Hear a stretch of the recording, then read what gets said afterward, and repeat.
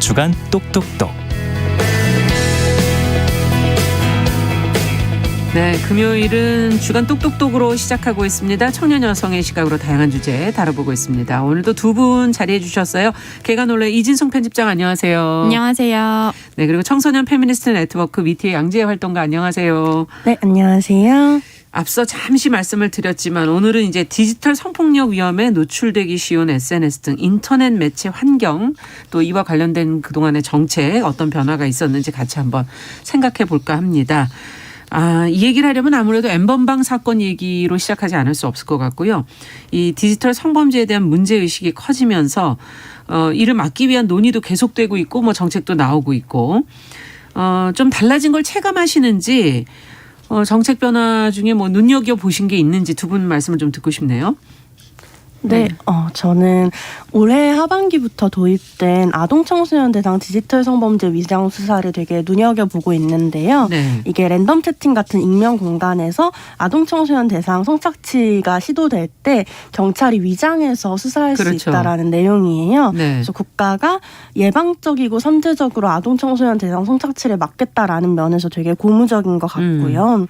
근데 한편으로는 성평등한 디지털 환경 조성을 위한 노력들은 대체적으로 부족하지 않았나. 사실 디지털 성폭력 문제는 아동 청소년만의 문제가 아니라서 디지털 공간 안에 여성 혐오나 성차별에 대해 고민하는 태도가 조금 더 필요하지 않았나라는 생각은 듭니다. 좀 근본적인 부분은 아직 완전 개선된 것 같지는 않다. 노력이 더 필요하다. 이진송 편집장께서는 어떻게 보세요?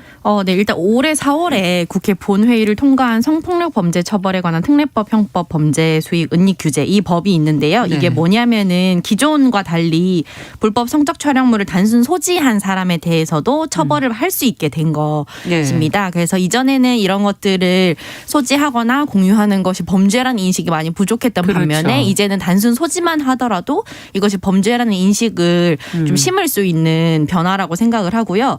그러나 실질적으로는 처벌이 미비하다는 평가가 있습니다. 특히 N번방 사건 이후에도 비슷한 형태의 사건이 사실 플랫폼만 바꾸면서 계속 발생하고 있거든요. 예.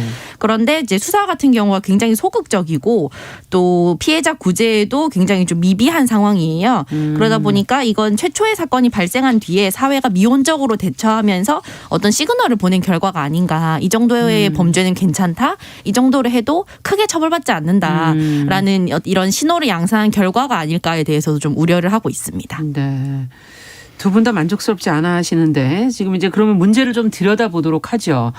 디지털 성범죄가 주로 벌어지는 곳이 지금 SNS라고 말씀해 주셨는데 여성과 아동 또 청소년 여전히 위험에 노출돼 있다라는 지적도 나오고 있고 뭐 사생활만 성적인 이미지를 노출하도록 유도하고 또 나쁜 목적으로 접근하기 쉬운 이런 SNS 속성, 환경 이런 게 문제인 것 같은데 좀 실제로 느끼셨던 그런 사례들이 있다면 그걸 좀 같이 얘기해 보면서 문제를 좀 들어가 보도록 하죠. 더.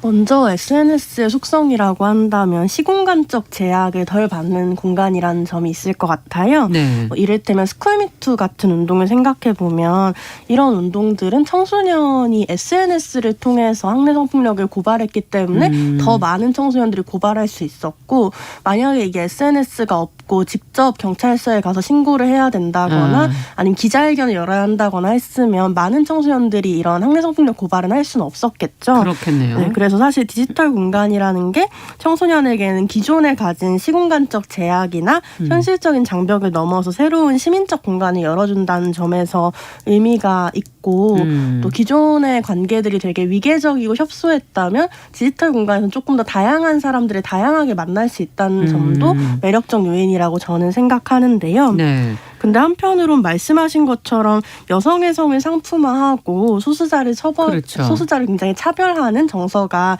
디지털 공간 안에 있죠. 네. 이를테면 2016년 기준 페이스북 수익의 85%가 광고 수익인데 이 광고라는 것은 이용자가 만든 정보를 트렌드화해서 만드는 경우가 굉장히 많아요. 예. 그래서 BBC 코리아의 한 기자가 여성 청소년의 SNS 피드를 하루간 관찰했을 때 광고가 모두가 다 뷰티, 패션 산업이었다고 얘기를 하거든요.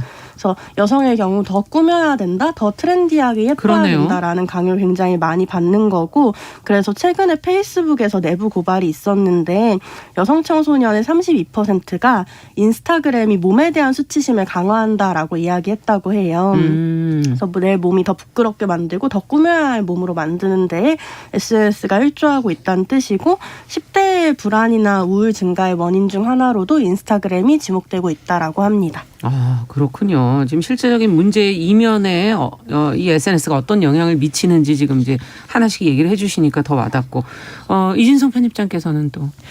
네, 아무래도 SNS는 시각 이미지 중심으로 이루어지다 보니까 네. 여성의 신체 자체가 굉장히 성적 대상화되고 상품화되는 사회 구조 안에서는 이 SNS 안에서 성적인 이미지를 노출할수록 더 많은 관심과 좋아요를 얻을 수가 있습니다. 또 여성이 가질 수 있는 주도권이나 권력이 적은 상황에서 성적인 이미지나 젊고 어린 육체에 쏟아지는 관심이 여성이 누릴 수 있는 굉장히 특권이다. 굉장히 좋은 어떤 관심이다. 이런 식으로 취급하는 문화가 그대로 있어요. 네. 왜 그 여자가 예쁘게 태어나면은 고지 삼관왕을 하고 태어난 거랑 다름없다라는 속설도 있거든요. 네, 그런 상황에서 이제 이 SNS를 이용을 하게 되면은 이 여성 청소년, 아동 청소년 같은 경우에는 자신의 몸을 최대한 좀 더 성적으로 그리고 미적으로 아름답게 연출을 할수록 더 많은 관심을 받고 더 많은 인정 욕구를 누릴 수 있다라는 어떤 유도 상황이 있어요. 그러다 보니까 또 자연스럽게 팔로워가 많으면은 협찬 제안이라던가 광고 제안 같은 것들이 오기도 수익이 하면서 생기는. 네네 네. 이제 이 SNS를 이용하는 사람들이 그런 성향을 따라가게 되는 거죠. 자신을 더 많이 노출하게 됨으로써 많은 관심과 이익을 쫓게 되는 구조고요. 또 요즘 젊은 세대들에게 사실 SNS는 더 이상 가상 세계의 허구가 아니라 현실 세계와 똑같은 무게의 인정이거든요. 그렇기 그렇죠. 때문에 이거는 가짜로 취급하거나 어떤 특정한 연령대의 어떤 허용이라고 생각할 수는 없다고 봅니다. 아, 네. 이제 그런 현실 세계와 가상 세계가 어느 정도 비중이 비슷해지거나 무게감이 같아졌다, 비슷해졌다 네네. 이런 말씀이신데요. 네. 이런 환경들은 결국 디지털 성범죄에 노출되기 쉬운 환경이 아닌가 하는 생각이 들고, 이제 걱정되는 뉴스들이 그래서 계속 이어지고 있고, 어린이용 최근에 또 뭐 인스타그램 이게 개발된다고 그래서 이것도 논란이 좀 됐었던 것 같은데, 어떤 우려들이 나왔는지 양재활동가께서 좀 설명을 해 주시죠. 네, 올해 3월에 페이스북이 어린이용 인스타그램을 개발하겠다고 발표했는데요. 네. 지금 현재는 만 14세 미만의 아동들의 경우에는 인스타그램을 가입할 수 없게 되어 있잖아요. 그래서 이제 어린이용을 개발하겠다라고 했는데, 앞에서 말한 것처럼 페이스북에 어떤 내부 고발이 있었고, 또 한편으로 많은 전문가나 정책 위반자나 규제 기관들이 그것이 악영향을 줄 것이다라는 우려가 있어서 지금은 중단된 상황이에요. 그래서 페이스북의 입장은 페이스북에 얘기하는 건 어린이용 인스타그램이 부모 동의가 있어야 가입 가능하고 부모에게 컨텐츠 관리 감독 권한이 있다. 그래서 오히려 안전한 SNS 생활을 할 수 있다. 이런 의견인 거고요. 예. 반대의 입장에서는 앞에서 말한 것처럼 인스타그램이 사용자의 박탈감이나 물질 외모 지상주의를 그렇죠. 강화해 왔었는데, 어린이용 인스타그램을 만들면 이게 온라인 범죄의 온상이 될 수 있다라고 얘기를 합니다.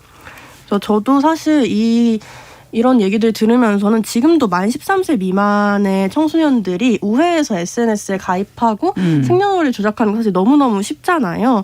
이랬을 때 성인용이나 아동용을 구분하는 게 실질적인 대책이 되나? 라는 생각을 저는 좀 했었고요. 네. 또 한편으로는 우리가 나의 SNS에 누군가 일거수일투족을 본다라고 그렇죠. 생각하면 너무 소름 끼치는 문제인데, 맞아요. 아동 청소년에겐 감시가 가능하고 사생활 보호가 안 돼야 한다고 생각하는 게 되게 신기하다.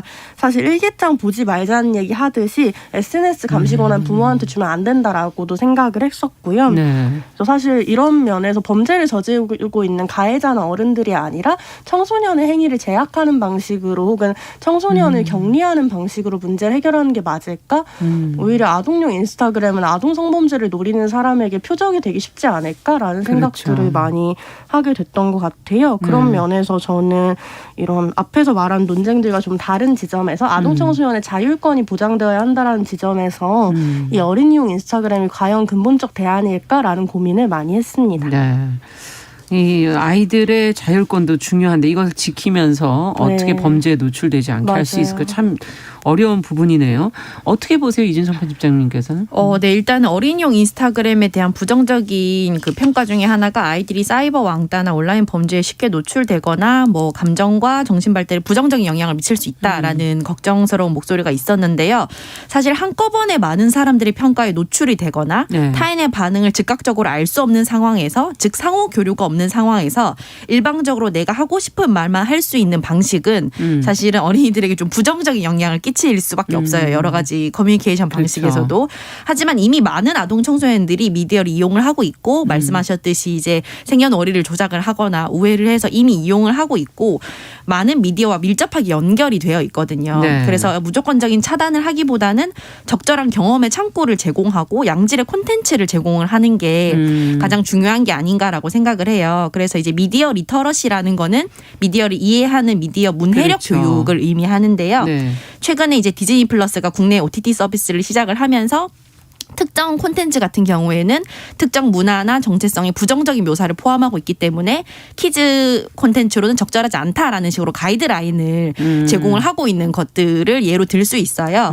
그래서 디지털 미디어가 어떻게 작동하고 우리 삶에서 어떻게 연관이 되는지 그리고 이것을 우리가 어떻게 바라봐야 되는지 이런 힘을 이제 길러주는 교육이 필요하다고 봅니다. 네. 어떻게 수용할 것인지 수용자 교육에 가까운 부분이군요. 자, 근데 이런 온라인이 또 게임을 통해서도 사실 디지털 성범죄의 창구, 온라인 게임이 그런 창구 역할을 하기도 하고요. 또 채팅, 1대1 채팅, 이게 또 위험 요인이다. 이렇게들 지적하는 얘기도 많고요.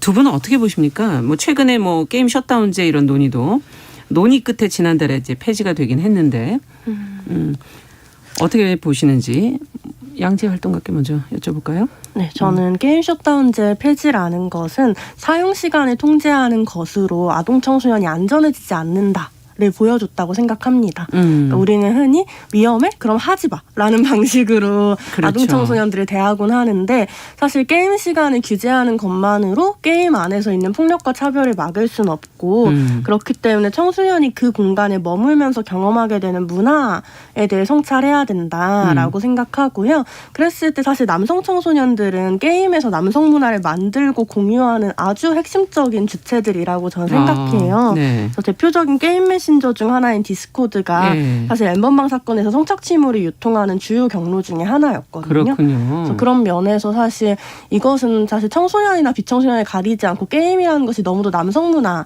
중심으로 구성되고 있다는 점, 게임 속의 여성 캐릭터에 대한 성적 대상화 혹은 여성 비하 등의 문제에 대해 꾸준히 문제 제기해왔지만 예. 네, 사실 근데 게임 업계나 정부 차원에서 이를 심각한 문제로 다루지 않았다는 점이 큰 문제라고 생각하고요. 그랬을 때 이제 뭐 욕설이나 음란이나 비방 같은 특정한 검색어만을 제약하는 방식의 심의 제도들이 아니라 네. 디지털 공간 내에서 최소한의 윤리적 가이드라인을 만들고 이에 어긋나는 사용자들에 대해서 적극적으로 제한하는 방식의 운영 규범이 필요하다라고 생각하고요. 오히려 이런 시간대 혹은 연령대를 기준으로 통제하는 것은 좀 근본적인 대책이 되긴 어렵지 않나라고 생각합니다. 한계가 있다. 네. 네. 이진성 편집장께서는 어떻게 보십니까? 네, 사실 현재도 게임사들이 채팅 로그를 조회를 해서 이제 불건전 채팅이나 음란성 방해에 대해서 지속적으로 조치를 하고 있다라고 입장을 취하고 있지만 예. 실제로 게임을 이용한 이용자들이 이런 조치에 대해서 전혀 실효성이 없다라고 지적을 하고 있고요. 특히 게임상에서 여성의 경우 성별이 드러났을 때 굉장히 이제 위험하거나 불쾌한 경험을 하게 되는 비율이 압도적으로 높거든요. 특히 이제 이런 디지털 성범죄가 언어 폭력의 양상으로 또 확대되는 경향이 있기 때문에 이런 야간 시간대에 돌봄 사각지대에 놓인 아이들을 보호할 마지막 장치로서 게임 셧다운제를 이야기하는 의견도 있었어요.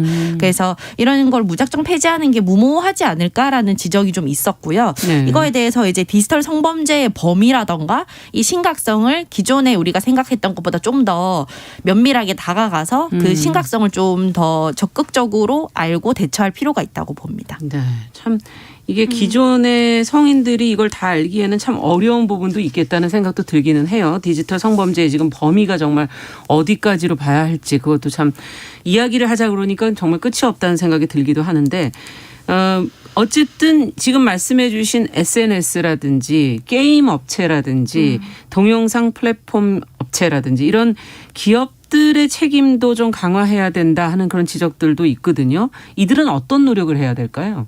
네. 저도 사용자의 자율성을 제한하기보다는 혐오 발언이나 차별 발언을 적극적으로 제재하지 않는 기업에 대한 페널티를 줘야 한다라고 생각하는데요. 네. 이 부분이 사실 두 가지가 있겠죠. 국가기관 차원에서 직접적으로 규제하는 방식이 있을 거고 아니면 플랫폼이나 사업장 자체의 그렇죠. 자율 규제를 좀 권장하는 방향들이 있을 텐데 저는 일단 기본적으로는 플랫폼 차원의 자율 규제를 통해서 성평등한 디지털 환경을 위한 가이드라인이나 뭐 머신러닝 같은 기술 개발들을 공조들을 좀 해나가면 좋겠다라고 생각을 하고 이런 것들이 좀 지금 많은 플랫폼들이 세계화되어 있고 사실 구글이나 유튜브 같은 걸 한 나라의 국가 제도로서 규제하기 어려운 상황에서 자율 규제라는 방식이 조금 더 보편화되어야 한다는 것에 대해 되게 동의하고요. 국가마다 기준이 다를 수 있겠네요. 그러면. 네, 지역마다. 그렇죠. 국가기관을 중심으로 하기보다는 자율적으로 국제적인 논의 안에서 국제적인 논의 평등한 어떤 규제 방식들, 가이드라인 방식들을 만드는 게 좋다라고 생각하는데 다만 사실 이런 자율 규제를 해나갈 의무, 성평등한 환경을 조성할 의무 자체를 국가에서 이런 플랫폼 기업들에게 적극적으로 요구하고 그러한 자율 규제가 제대로 이루어지지 않으면 강하게 처벌하는 것도 검토해야 된다. 이런 규제의 내용 자체를 사실 국가가 정하기는 어려울 수 있지만 이 규제를 하냐 안 하냐 이 성평등한 디지털 공간을 만들기 위한 직무를 다하고 있냐 아니냐에 대해서 정부가 감시하고 관리 감독하고 제어하는 역할들을 해야 된다라고 저는 큰 방향성을 생각합니다. 국가는 정하고 기업들이 그 자율적인 방향으로 만들어야 된다. 가이드라인 같은 것을. 지금 이번에 불법 촬영물 방치할 경우 플랫폼 과징금 부과되는 것이 이제 법에 들어가 있기는 그렇죠. 하더라고요. 네네. 이것과도 또 어떻게 보면 연결성이 있다고 볼 수도 있고요. 네네. 어떻게 보십니까, 이진석 편집장께서? 네, 사실 디지털 성범죄 가해자들의 경우에는 이거를 놀이로 인식하는 경향이 있는데요. 아무래도 그렇더라고요. 플랫폼 차원에서 되게 쉽게 접근할 수 있고 짧고 빠르게 이제 참여할 수 있기 때문인데요. 그러다 보니까 더더욱이 이런 기업이나 플랫폼 차원에서의 제재와 적극적인 자정이 필요한데요. 기술적으로 이런 것들을 필터링하고 검색하기 어렵게 하는 등의 조치를 할 수 있는 것으로 보이는 만큼 이 기업의 책임을 강화를 해야 됩니다. 네. 그런데 이제 트위터 같이 해외 사업자인 경우에는 신고나 고소 고발을 하더라도 해당 국가에서 공조 수사가 이루어지지 않으면 가해자 특정도 힘들고 그렇죠. 수사 자체도 어렵다는 특성이 또 있어요. 그러다 보니까 훨씬 더 성착취물이 되게 많이 퍼지는 그 SNS이기도 하거든요. 그렇기 때문에 기업의 최우선 가치, 핵심 가치를 무엇으로 둘 것인가에 대해서도 좀 더 적극적인 규제와 제재가 필요하다고 봅니다. 그래서 SNS 같은 경우에는 사실 참여자들이 이 프로그램을 무료로 이용을 하고 거기에서 나온 데이터를 기반으로 또 그들이 광고 수익을 가져가기 때문에 어느 정도는 공적인 자신들의 책임감에 대해서 가지고 있어야 된다고 이용자들에 대한. 생각을 하거든요. 그래서 안전한 커뮤니티 환경을 제공하는 것을 기업의 중요한 윤리적 의무임을 지속적으로 이제 이야기를 하고 각성을 시켜야 된다고 봅니다. 네. 뭐 더 하실 얘기가 있으십니까, 혹시? 이제 디지털 이제 정리를 좀 해야 될 것 같은데요. 네. 디지털 성범죄를 막고 결국 아동 청소년을 보호하기 위해서 지금 말씀해 주신 얘기를 듣다 보면 규제할 게 참 많고 네, 막아서야 될 부분도 좀 있는 것 같다는 생각이 들면서 그렇게 된다면 앞서 양재활동가께서 계속 얘기해 주신 그 청소년들 또 아동들의 자기결정권은 또 어떻게 되는 건가 하는 근본적인 부분도 고민이 되고 네. 자, 끝으로 이 양쪽의 균형을 어떻게 맞춰야 될지 생각을 한마디씩 듣고 마무리하도록 하죠. 네, 사실 중요한 것은 아동과 여성 청소년을 보호한다는 명목으로 이들에게 제약을 가하는 게 아니라 가해자를 규제하고 통제해야 한다는 게 핵심인데요. 네. 규제와 차단이 피해자가 될 위험이 큰 아동 청소년에게 향하는 것은 그들이 약자라서 컨트롤이 쉽고 여러 가지 권리를 박탈하기 쉽기 때문이에요. 그 아동 청소년을 제약하는 것은 너무 쉽고 성인 이용자들을 제약하는 것은 훨씬 더 까다롭기 때문이거든요. 네, 하지만 정책은 어디까지나 가해자 중심으로 향해야 한다는 게 핵심인 그렇죠. 것을 항상 인지를 해야 되고요. 네. 예를 들면 인스타그램이 성인이 자신을 팔로우하지 않는 미성년자에게 메시지를 보낼 수 없도록 하거나 최근에 여러 명이 미성년자에게 한꺼번에 메시지를 보낸 사람과 메시지를 주고받을 경우에 경고 메시지가 뜨는 경우 등으로 최근에 이제 업데이트가 됐거든요. 네, 이런 식으로 이제 청소년에게 어떤 권리를 빼앗는 것이 아니라 가해 가능성 있는 사람들로부터 어떤 안전장치를 만들고 그 사람들을 제약하는 거. 이것이 이제 청소년의 권리를 침해하지 않으면서도 안전한 환경을 만드는 거의 핵심이라고 생각을 하고요. 예. 동시에 또 국내 수사기관 가운데에서 온라인 아동 성착취를 수사하거나 검거할 수 있는 전담 기구가 아직 없습니다. 그래서 이 문제 같은 경우에는 굉장히 좀 그 큰 사건이었던 만큼 정부와 기업의 이제 대응책으로 좀 이걸 피하려고 다양한 방법으로 디지털 성범죄가 진화하고 있거든요. 그래서 이거에 특화된 전문 역량을 갖춘 그런 특수 기구 설치도 굉장히 필요하다. 강력하게 필요하다고 생각합니다. 네, 기술 발전이 되니까 이제는 가해자 중심으로 조금 어렵긴 하겠지만 가해자 중심의 그런 차단이 필요하지 않겠는가 하는 의견을 끝으로 주셨습니다. 자, 정윤실의 뉴스브런치 이제 마무리해야 될 시간이 됐습니다. 주간 똑똑똑 인사드리도록 하겠습니다. 청소년 페미니스트 네트워크 BT의 양지혜 활동가 개관올레 이진성 편집장 두 분과 이야기 나눠봤습니다. 감사합니다. 감사합니다. 네, 정신의 뉴스브런치 1부 마치고 2부에서 또 만나 뵙도록 하겠습니다. 11시 30분부터는 지역방송 보내드립니다.